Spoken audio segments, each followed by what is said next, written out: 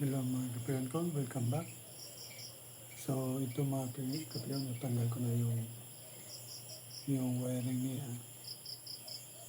Saka natanggal ko na rin yung itong tawag nito, supply niya sa LPG, itong tubo na to. Yan, ito yung tatlong control.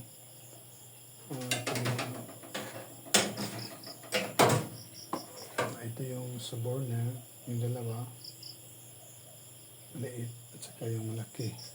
Ito naman yung sa oven, yung sa gitna. So sinubukan kong nilagyan ko ng hangin.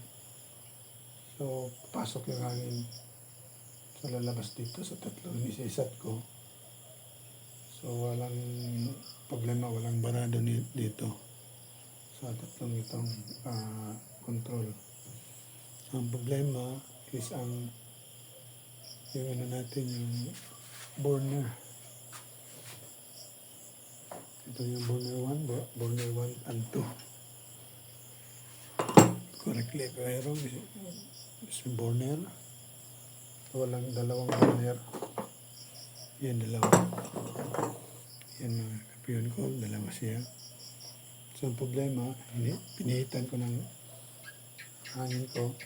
So, matigas. So, marado yung burner natin. Kahit subukan natin, no? Walang hangin lumabas. Ito yung isa rin. Wala. So, kasi first time ko, di ko alam kung ma-repair siguro to. Buksan ko itong burner ito. Dalawa sigurado. So, pero siguro bukas ko na lang i-repair o buksan ko itong dito kasi may fitting siya. So, I hope baka barado, baka may mga dito naka-plug up. So, posible kaya hindi pumasok yung LPG natin. Sabi na may-ari nito. And then,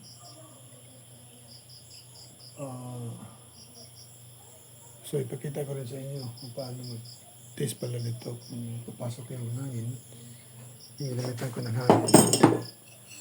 Yan, makakain ko. Sandali ha. So, meron akong ginamit na compressor. Kasi kung sariling hangin lang, mahina yung natin bunga.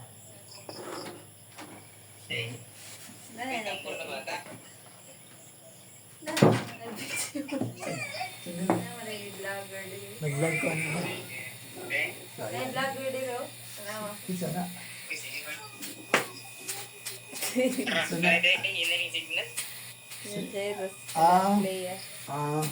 Jay, busy ako. Nag-vlog ako. Bablog siya dong. Ito yan. Paano nag-vlog?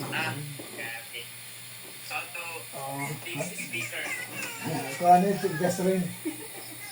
So yan, mga simple lang. So ito yung ginamit ko yung tawag nito yung compressor. So isa rin. So may hangin to siya. Yan mga friend ko. Hindi naman malakas. Kasi depende sa sa horsepower. So ito yung check ko paano natin malaman kung okay itong yung control na to. Yung dalawang burner at saka yung sa gitna. Sabi ko kanina, ito yung sa oven. So, isa-isay natin. So, naka-off yan, position, yung tatlo. So, yan natin. So, isa-isay natin. Yung buksan natin. Ayan, tumatunog.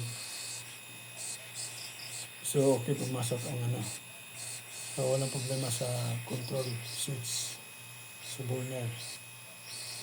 Ito yung isa, set natin. Yung isa naman yung pangalawa. Ayan. Okay. Masira, makabayo pa tayo nito. Ayan mga kapiyong call. Ayan, narinig nyo. May hangin siya. So, naka-open yan siya. Ayan. Ayan, mga kapiyong call. May hangin siya lumabas. So, okay itong control. Off natin yung pangatlo. Ayan. Pag tumunog, lumamas yung hangin. So, walang problema sa ano natin, sa control, sa tatlong control natin. So, ayos to. So, lumabas yung hangin. So, yan mga kapatid ko, alam ko.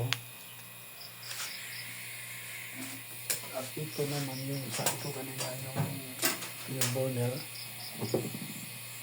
Kahit ipitin ko wala. Kahit lagyan natin na ano, hindi lalabas ang ano, yung dito sa labas. So, kahit labas sana sir, pitin mo to, labas sana ang hangin. So, wala, barado. Matigas mga pero at saka yung isa. Barado. So, nagka-pion ko,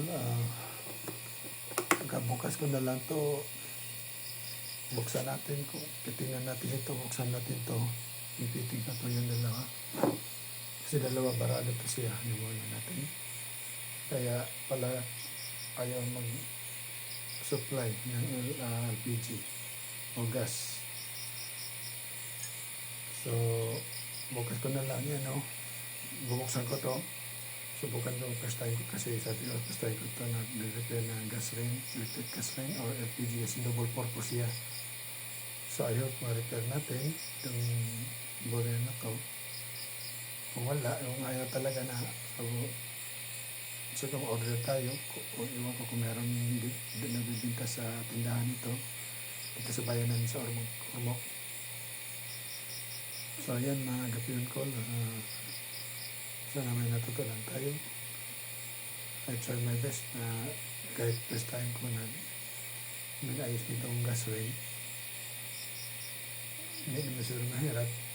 Alam mo lang yung connection, alam yung mga screw. So tandaan mo lang. So kapag tayo na